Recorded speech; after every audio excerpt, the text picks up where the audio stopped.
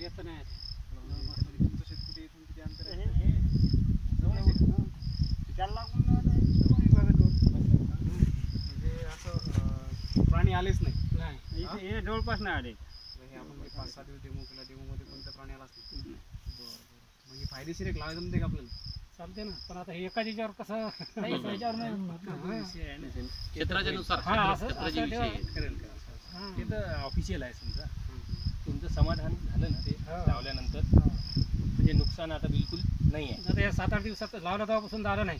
काहीच नाही बिलकुल. नाही चालतं. काय आहे? तेवढंच माहिती पाहिजे होती, हे दादाला बी समजून दिलं. हम्म.